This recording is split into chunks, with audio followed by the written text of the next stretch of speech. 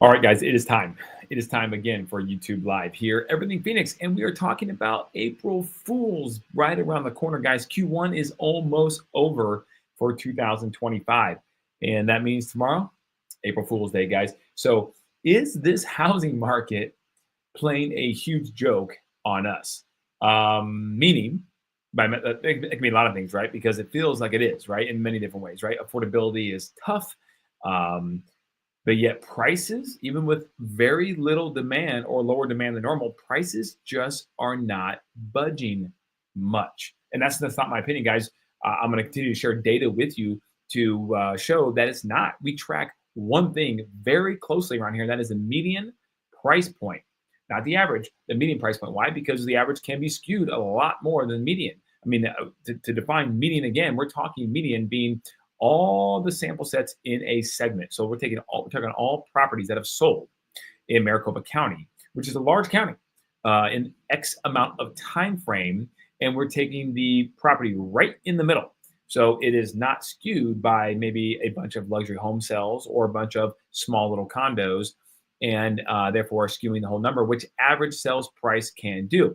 Now, because of that, because the luxury home market is very robust here in Phoenix, through Paradise Valley and through Scottsdale, it can easily be skewed, and therefore the average sales price is always higher than the median price in the Phoenix area. In fact, it's always higher to the tune of somewhere in the ballpark, plus or minus, of about $200,000.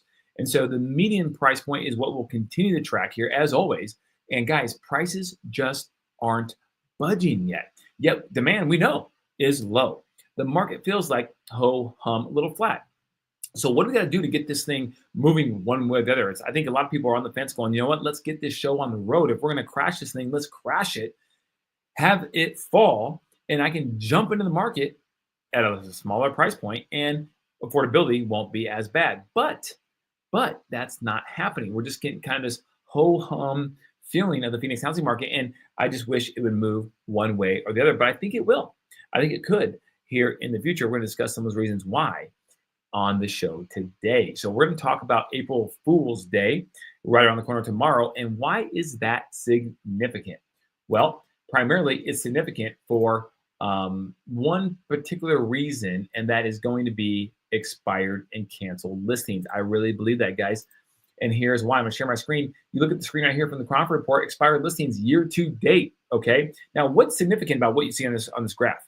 Well, what's significant is that you see expired and canceled listings. Well, in this case, expired listings actually increasing no matter the year throughout the year. That's right, guys. So more and more homes will expire off the market as you move through the year. Why? Because you have unrealistic expectations on sellers' parts. And so you have expired listings. Now, if you look where we're at right now, we're at week 12, okay? Approximately week 12, week 13, however you want to categorize it at the end or the beginning.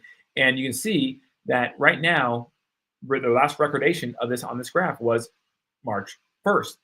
Okay, well, the April 1st is right on the corner, and I think you're going to see, I bet when we pull this number spike. Okay, and you're going to see a lot more properties come off the market expired. Why? I'm glad you asked, because a lot of home sellers in a market that's balanced, they don't know, there's less certainty, and they don't know what's around the corner. And so I think you have people who put their home back on the market the first of the year, and they did so with a 30-day, or excuse me, a 90-day, 3-month window time frame, saying let's test the market and see where it's going to go, because the market goes good like it normally does with the seasonal effect of our Phoenix home market, then we can strike when the iron's kind of hot, and we can sell a property for a good price, excuse me, and we can move forward. However, that hasn't really played out so far.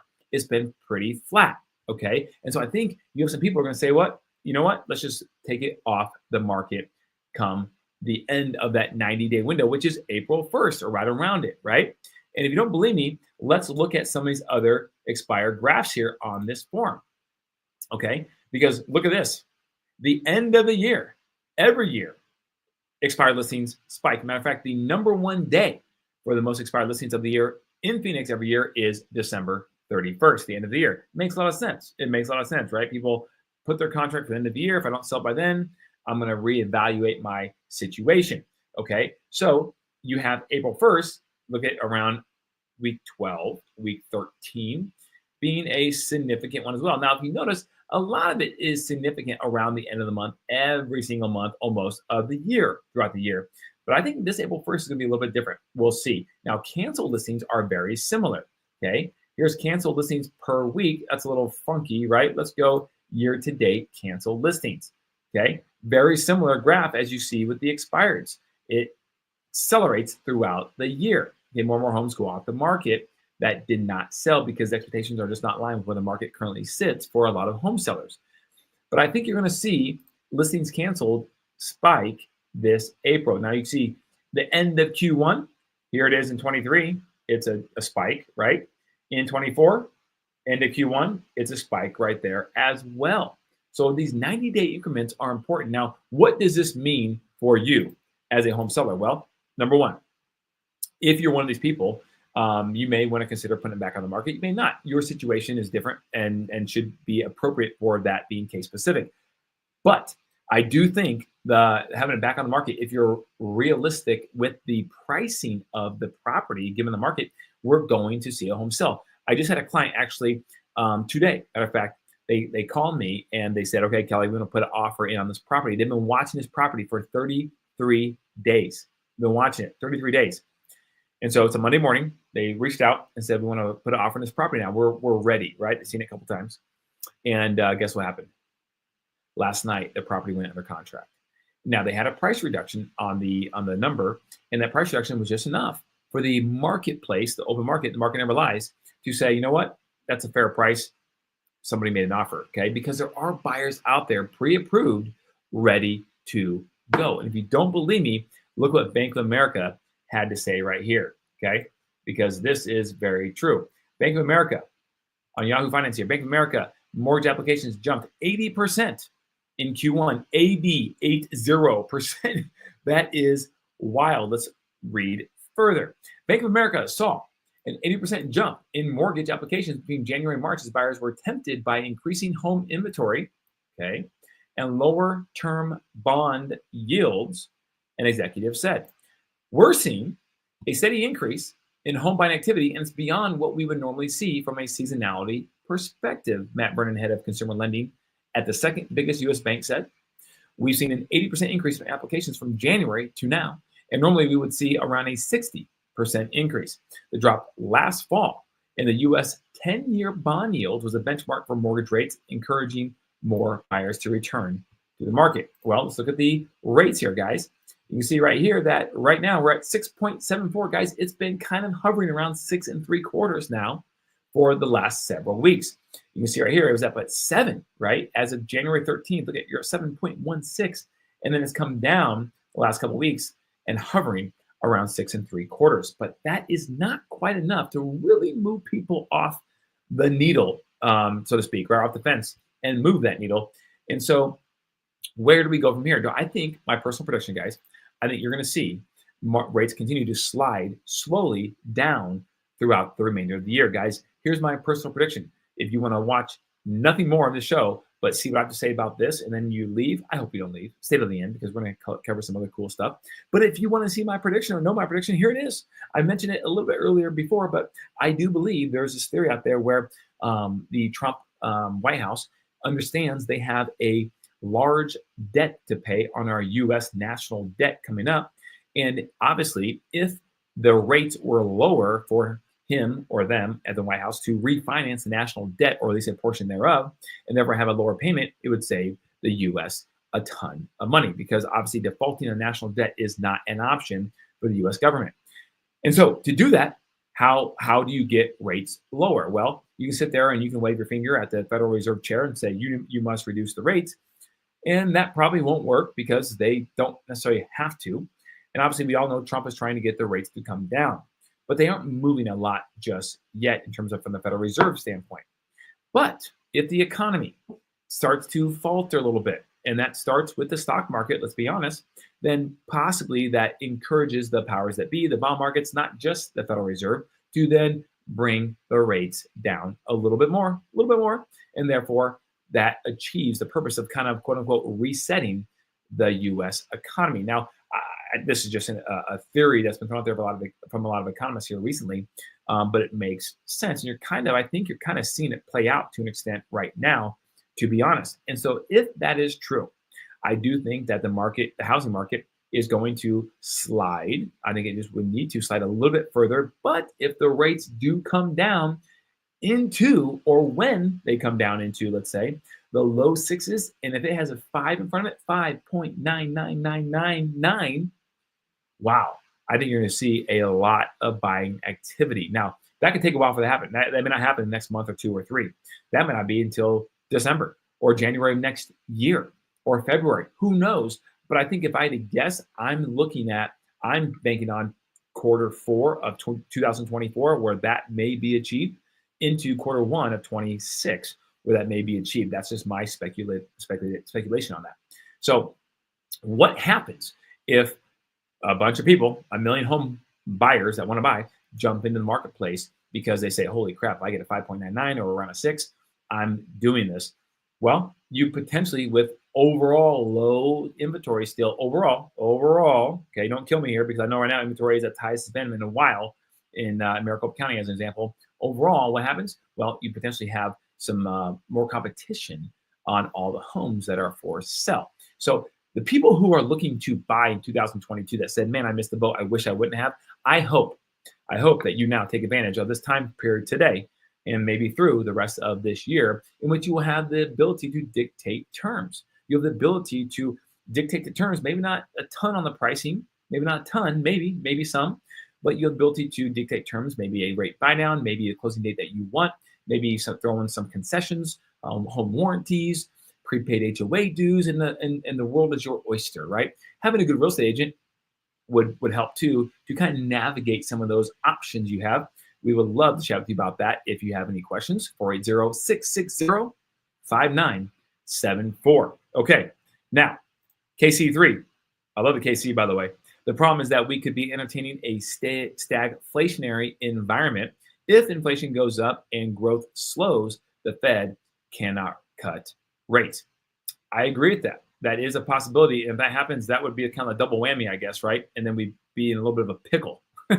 I think you're 100% correct from that analysis. So we'll see how that plays out, because, I do know, the last thing we want, obviously, is the Fed to do their second lever outside of interest rates, which is quantitative easing. We don't want a bunch of printing money, because that will in turn just reset the inflation clock, I think, in my opinion, because that could cause that to come back, which we don't want. So it's tricky how they handle it. And I do think it's not simple. And I do think it's complicated. And that's why I am not in charge of that. But I do like to follow it. I do like to present those data points to you guys. And Casey, thank you so much for commenting on that, because that is a wise comment, and it's complicated, right? No doubt about it. So share my screen. Let's go back. And if you have more thoughts, let us know. Have more thoughts here regarding that. Where rates currently stand. We saw that. What Bank of America says, going back to this article, it says they're seeing this 80% increase of mortgage applications. Okay. So what's interesting is the yields dipped in 3.6 in September, the lowest since June of 2023. Okay. That pushed down the 30-year mortgage rate at that time. Then, of course, it came right back up. We all know what happened at the end of 2023. Okay. But this is interesting. Below 6%, we would see very meaningful pickup from a rate perspective. We're going to say, now, obviously, that's what I just mentioned, 5.99, whatever. Obviously, when you get lower than 5.9, that's even better. But below 6%, I think you're going to see nationally. Now, in Arizona, I think even 6.1, 6.2 could be pretty solid, because we know there's more demand in Arizona than many other cities across America due to our local economy, the jobs being created, and of course the overall weather and people. In fact, that people just love the desert, right? All right. However, we think markets are too optimistic about Federal Reserve's rate cuts this year, and so the recent dip in mortgage rates is just a temporary respite. U.S. existing home sales expectedly increased in February as rising supply pulled buyers back into the market. Now, I'm going to hit this, but people are feeling, in general, good about the economy. I feel like they think that things have stabilized, obviously, post-election. People are realizing rates could go up, they could go down, but it's still a good time for me to explore what my options are. Okay, so this is interesting, right? That all being said, those are the facts. Do those people actually act on their mortgage application? I don't know. That's what's yet to be seen. Let's go back over here to the Cronford report. And we have the overall market index, guys. It slid a little bit further. We're now at 80.1. Man, if we touch 79 and some change, that'd be wild, guys. We haven't had 70 in the 70s. I don't remember the last time. I honestly don't remember the last time we were in the 70s. It's been a while, that's for sure. But demand continues to be around 80.7. That is not good, especially when we're in the season where it's supposed to be better this time of year for Phoenix, right? Now, I do anticipate that to actually increase a little bit more. I really do. People have to make a move for schools if they're wanting to, right? That's not really an option if they want to get into different school, or if they want to, maybe they have an extra kid graduating from kindergarten up into first grade, or vice versa, or preschool to kindergarten. So people have to make moves. That's coming up. And so I think demand will increase regardless. Supply is actually not bad, guys. I know the number looks daunting. We're at 24,000 homes on market right now, available for sale, plus or minus. And at 100.6, though, we're pretty balanced. The problem is demand, and that's keeping the market index down. So we need some of that 80% of those people, those increase of people taking out mortgage applications, we need for them to say, you know what, I'm going to go ahead and act. Well, what would be the biggest thing? Payment, monthly payment, and that's derived from the mortgage rates, okay? So, Philip, what's up, brother? What is the number normally in a good market? The number meaning the active listings, or I would say if it's Cromford report, market index, here it is right here. The balanced market is 90 to 110. We're at 80.1, so we are below a balanced market. So overall, guys, as a buyer, you have the ability, again, to dictate more terms because you have the upper hand. Now, let's break it down like I always do per city. Because maybe you want to buy in Avondale. Avondale could look grossly different than Queen Creek. It should. Why? Look at Avondale, number 6. It's a 1.115, which is a seller's market by definition, whereas Queen Creek, 61.9, which is by definition a buyer's market. So you're going to have more leverage in those buyer market areas. Okay, 80%. Okay, yeah, 80%. Yep, that's it. So the CMI. So Philip, thank you for asking, clarifying that. So we are in a big time, going back to the overall market, Maricopa County, 80% a buyer's market, guys. So what does that mean? Well, if you want to buy, that's what it means, right? You probably should be buying. Don't take my word for it. I know I'm a realtor, guys. A lot of people crucify me on social media. Some of the comments, I should start putting some of the comments on the YouTube live here, but people crucify me, which is cool. It's your opinion. Oh my gosh, you're just saying that because it's always rosy. It's always a good outlook. You just want to sell homes, make people believe that everything's just fine. Well, that's not true. I'm giving you the data. If the data isn't what you expect it or want it to be, I'm sorry. I didn't make the data up. It is what it is. And I'm telling you right now, it's a buyer's market. And if it's a buyer's market, what should you be doing? Buying. That's what I would hope you would say. I agree. Okay. So now, does that mean you don't buy if you're in Chandler? No, I mean, you can still buy in Chandler. Look, it's negative. Some things that the trends are not in your favor as a seller. So therefore, it's more in your favor as a buyer.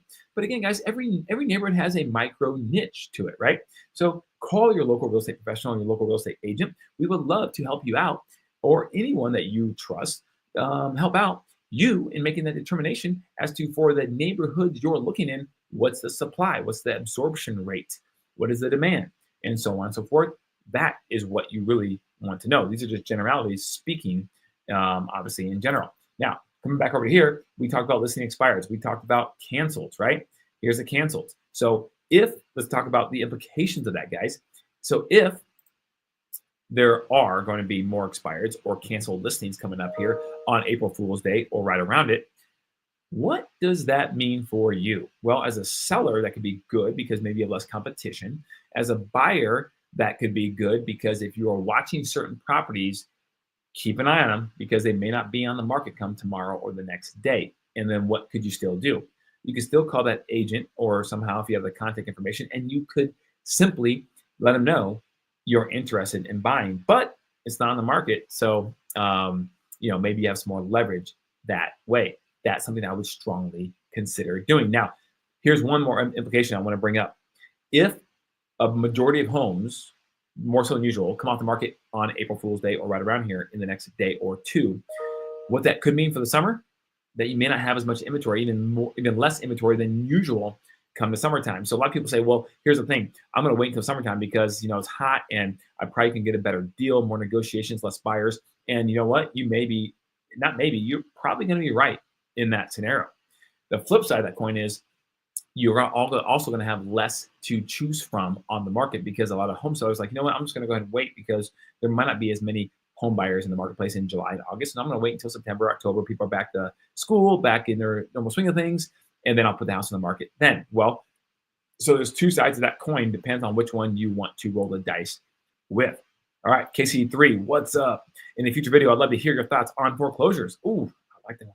In the last 2-3 weeks, we've seen 5 houses go for auction in my zip code in 85226 Chandler. I'm curious if it's just coincidence. Well, I'll give you the general snapshot right now, Casey, on this one, because we can fire that up right now. I have the ability. I'm going to pull right now while we're live here. If you don't mind, we're going to go to foreclosures right now and see what's going on. Okay. So that's a big part of this. I'm going to find this chart. And if it takes me too long to find it, I'll just go next week. But let's just do it right now. We got some time.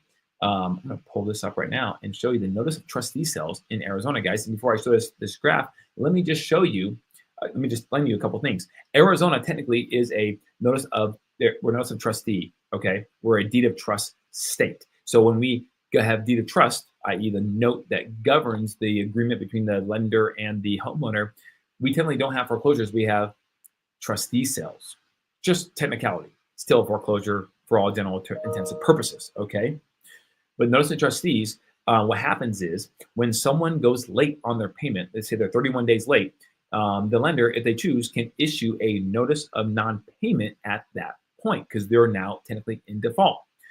At that time, if they're on the ball, which most are not right away that quick, most are not, they can issue a notice of trustee sale. Okay. Now, what happens is when they file the notice of trustee sale, then by their state law, the homeowner the borrower is given 90 days to make that up, to come whole, and make sure any outstanding payments are therefore paid, so they don't go into quote unquote foreclosure. All right. So, but once they file the notice of trustee sale, that becomes public record. So everyone knows about it. You just go on your local county, maricopacounty.gov, and you can see that they have a trustee sale date posted 90 days out in the future.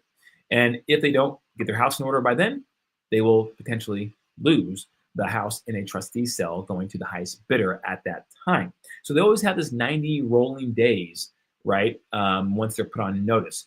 And a lot of times lenders won't put them on notice, if you will, for a solid month or two, because they'll try to work out payment plans and whatnot with them prior to filing that notice. So that's a little insight how it works in Arizona. Okay. All right. Now, so let me share my screen here and show this to you, KC3 and everybody on here. Here's the notice of trustee sales by month. So you can see where they were. I mean, by month, like this one here. Look at this. January 2011, 6,700 in 1 month. 1 month were filed. That's a lot. That is a lot. Obviously, you can tell that's, and it was more than that even before the 2011 because it was bad. Now, right here, where are we at? February 2025, 388 filed. Okay, so as you can see, ever since about, let's call it February 2022, March of 2022, it's been holding pretty steady. You can see those blue bars. I get my cursor out of the way. You can see those blue bars right here. And so it's not a big spike. Foreclosures are not that big of a deal yet. When you compare them, when we're in the ballpark of 50,000 or so, right? 40,000 properties that were a year that were on the market going to foreclosure compared to now we're at like I think at 1,800 or something like that. So it's not even a blip on the radar compared to where it used to be, but they are going up overall. So I think some of that is a coincidence. I can probably break it down on your zip code if you give me next week to do so or in a future video, because I think you're still not going to see a ton of foreclosures, Casey, overall, because you do have situations that are circumstances that are different than what they were in 2008, 9, 10, 11.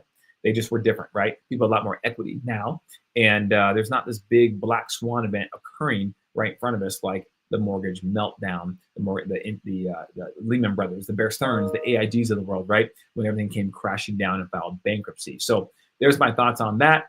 Now, moving on, we're almost done. I'm going to go ahead and show you a couple more things. By the way, we're tracking, as I said, we will always track the median sales price map. And there you have it, guys. I'm going to zoom in a little bit. You can see the price points across the map. the most expensive price points. The light colors are the more expensive ones. Okay, but let's just go and look at the graph. It's the easiest representation of where the monthly median sales price is, and there you have it, guys. Last reading, it was at 460 in February. In March, 460. It's held steady, guys, and we know that's odd because demand is still not that good. Supply is increasing, but what you have is a bunch of sellers that are holding out, and if they all hold out together, the price won't change that much. So they have the ability to do that. And if you see homes expire tomorrow, a good amount of them, they might just choose just to take them off the market as opposed to sell them because they still can afford their mortgage payment. Why? Because they're probably locked in for the most part around 2.5 to 3.5 to 4.5 max on their interest rate for 30 years because they refinanced during 2021 and 22 when rates were just super low. But again, all these graphs across the board, no matter how you slice it, are showing the monthly or the quarterly median sales price overall either going up or staying steady. There is no, yearly, monthly, quarterly, it's all going in the positive direction. At least it's not going negative, put it that way, right? So it's interesting. All right, now let's go over a couple of different economic things and we'll wrap this up and tie a bow on it. Real estate tariffs, political tensions throw tourism economy into question. So that's obviously not, that you still have a hotel and trade war and just a lot of things going on there. So that's a headline I just want to share with you guys, not a big deal. You have an East Valley City ranked as Arizona's best for small businesses. Did you know what city that is? I'll give you one guess. Oh, time's up. Chandler. Oh, it is Chandler, Arizona. KC3, what's up? Thanks as always. Yep, lunchtime videos. Yeah, I'm trying to get it during lunch so you guys have something to be a little entertained on, but really educated on. That's the biggest thing, okay? Thank you so much for that comment. Chandler is the best city overall for small businesses due to solid employer firm presence at 5.05% and a rapid growth in population in 17.7% in just 3 years. That's pretty cool. Okay, a couple more things here. Nimble home builders shun the sprawl and search for infill gems, guys. What that's basically saying is that a lot of home builders are building infill projects as opposed to going big parcels on the outskirts of the valley, but we still have that going on too. Don't kid yourself. It's both happening, not or. It is and, okay? And then new development plan near Glendale Sports Entertainment District. Guys, this is out in Westgate. Look at this. They are going to have another big entertainment district planned out in the area.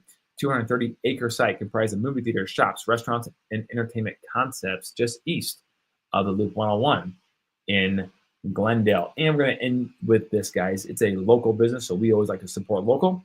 If you haven't had coffee here yet, guys, and I'll be the first to admit, I haven't yet either. So I'm in this boat with y'all, okay? But I'm going to go check it out when I get over to their shop. Niche coffee brand grows revenue to high 6 figures. What is that niche coffee brand? It is Modern Grind Coffee, and currently in the West Valley in Avondale, guys. But they are looking to explore, and they have this thing called white coffee. That's right, guys. It's an under-roasted bean, so it doesn't taste like your standard espresso. A lot of people really enjoy that. They enjoy coffee, but not the taste. And so the white coffee is a really good alternative to that. So if you want some white coffee, check out Modern Grind in the West Valley. Guys, all right. Thank you so much. Hopefully that was a little flavor of market update, of local development a little bit, and then, of course, buy local with Modern Grind Coffee. Guys, thank you so much. And we're going to keep monitoring all this stuff and bring it to you on a weekly basis over lunchtime. All right, so until next week, Phoenix, keep it classy. We'll talk soon.